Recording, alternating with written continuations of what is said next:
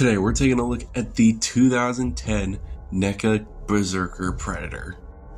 Now this Predator was from the 2010 The Predators movie, and honestly this is a beautiful design for a Predator. I absolutely love like the weird bone-jawed bottom, but like I said, this is completely custom painted to what he originally looked like, because this was the 2010 Comic-Con exclusive cloaked Predator, which was pretty much just all clear plastic, which I wanted a Berserker Predator from Neca, but all of them are just so expensive, so I just opted to go for just this one and repainting it myself.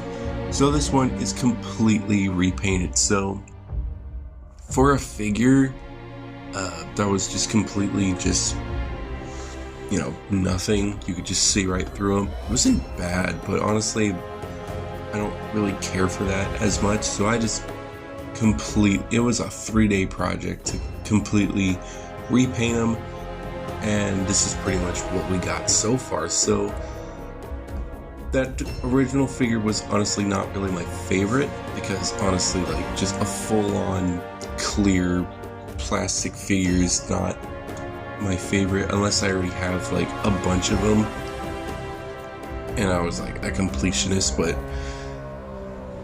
you know, it's not really what I would get, but I got it because I knew I could probably do something with it, and this is pretty much what I did. So I'm pretty proud of the progress that I did, and we'll take a closer look at the paint job in a minute, but we're not gonna go over it too much since it's kind of just my own.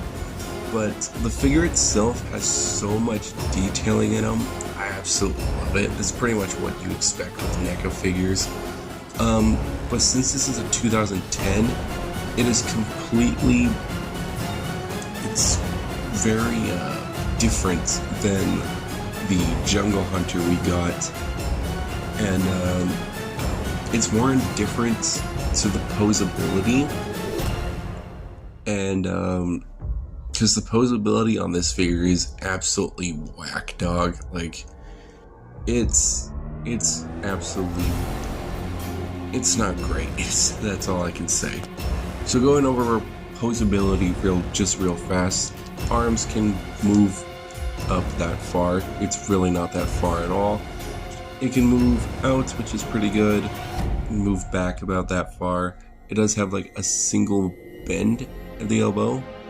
It also does have some rotation here, and it's not really anything else. He doesn't have the arm movement, like the hand is not on a hinge joint.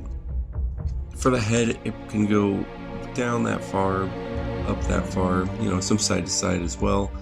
The shoulder cannon is kind of bullshit. It is on a hinge joint and can go up and down and rotate a little bit. But the, I don't know what happened. I don't know if it was like the plastic itself just got stuck in there. But this side does not, it's pretty much broken. This side is broken, so this like only hinge joint right here is the only thing that's keeping it together. This whole thing can rotate, which is kind of weird, but it's actually kind of cool as well. Very, very odd. With the wrist plate, it doesn't move out. It just pretty much plugs right in there. Nothing too special, and it's the only accessory that he came with. As for waist, it's pretty bullshit. It does not have any posability. It does have some side to side, which is pretty good, but there's like no waist crunch at all, which kind of sucks. He cannot spread his legs. They're pretty much on this really stupid, it's just a swivel at the hip, and there's a swivel at the thigh, single bend at the knee, and a rotation at the foot. There's no up and down with the foot, nor is there any pivot at the foot, so posability on this guy is kind of bullshit. Now, I know it's just a 2010 figure, and I shouldn't really go too hard on it, because, you know, it wasn't as good as it is. The posability is not as good as probably what NECA would do with other Predators today, but even the Leonard toy one has so much better posability, to be honest. which is kind of sad, but you know, it's whatever. But it's still not my favorite, and I wish they could have done just a tiny bit better. But I'm sure it is still pretty cool with a lot of collectors. As for all the detailing and stuff, the detailing is actually like really, really nice. I love the way he looks.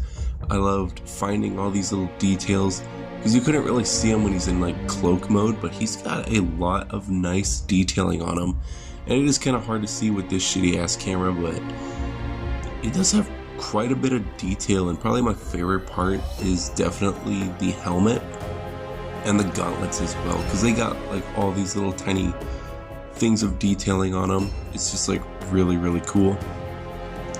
But it is a very nice figure to look at, especially if you get like the regular version.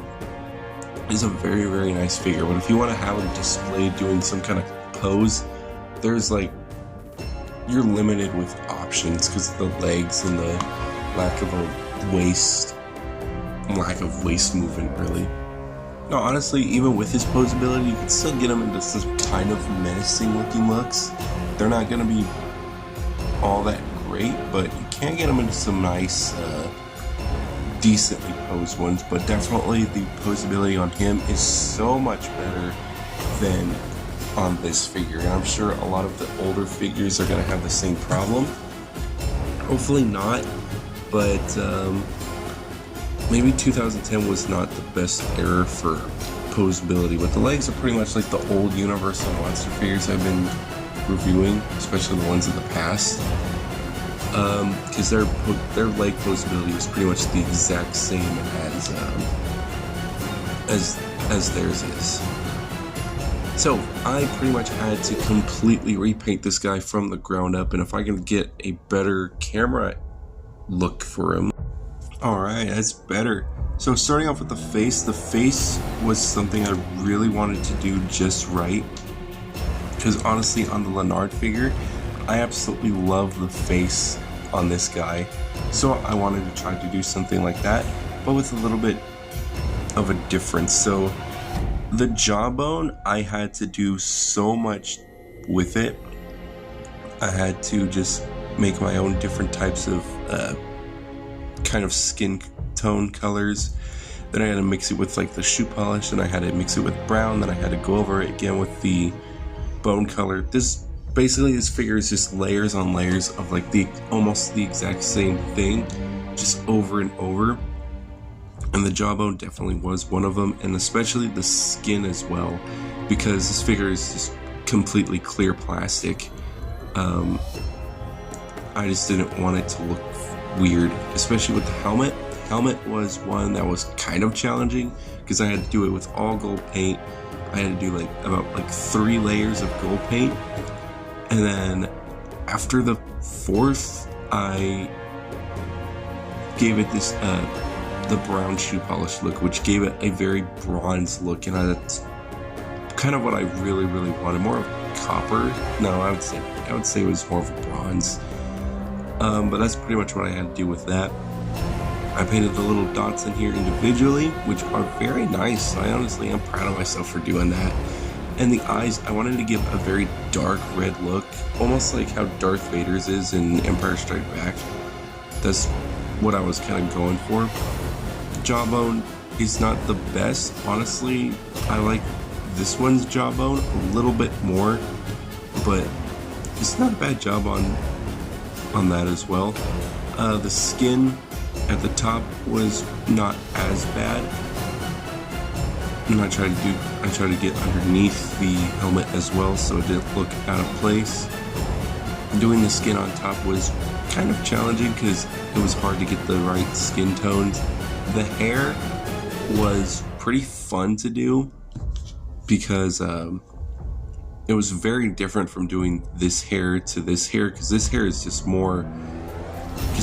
better looking than this one, and this one's kind of all just one, so it was easy just to kind of paint it. And also this was also all clear plastic, but I actually really like this one a little bit more And there are some parts on the hair where it was supposed to be like silver, but it was like brown, which I kind of tried to do with this, but you can't really see it on camera.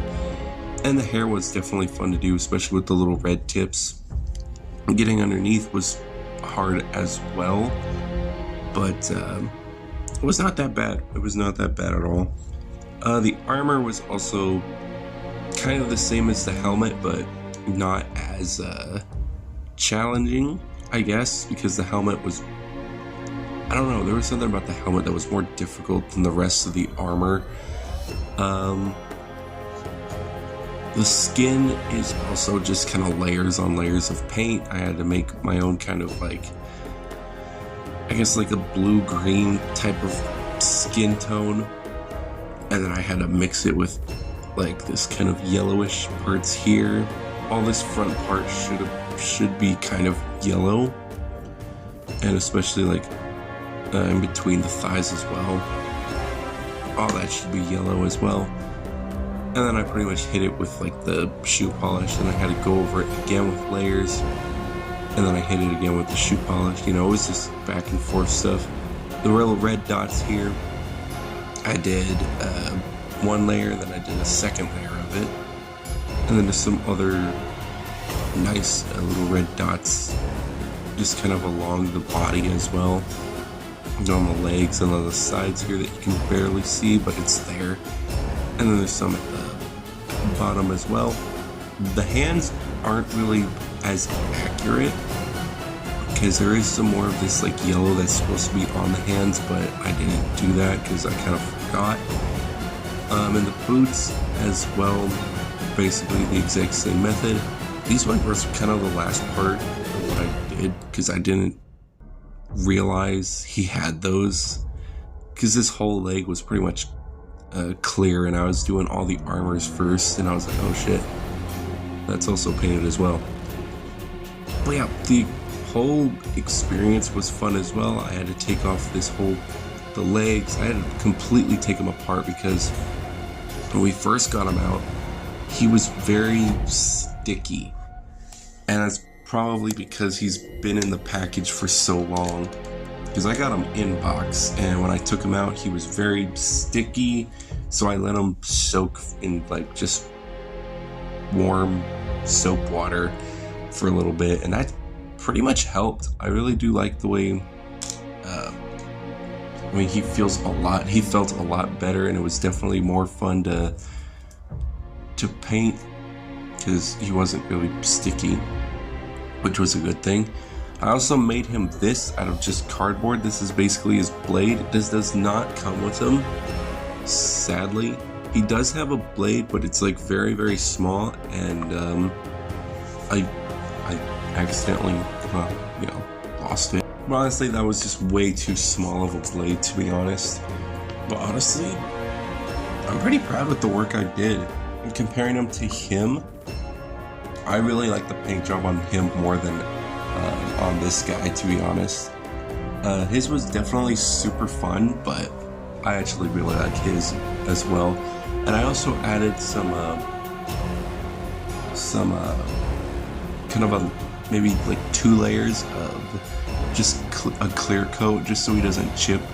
And as you can see, he's already chipping, but his was definitely the most fun I've had customizing a figure before. And as much as I like this guy, the paint job on him is a lot better, but the posability on him is so much better than this one, which is kind of a little sad. But it is pretty cool because I say it's a good alternative, to be honest. You definitely get him instead of him. Like, if you can't really afford the fully colored version of this one, definitely go for the $10 one. That's all I could really say. But yeah, this is pretty much where I'm ending it right here, but this is just a tiny little custom update. So, I thank you guys so much for watching, and I'll see you guys next time.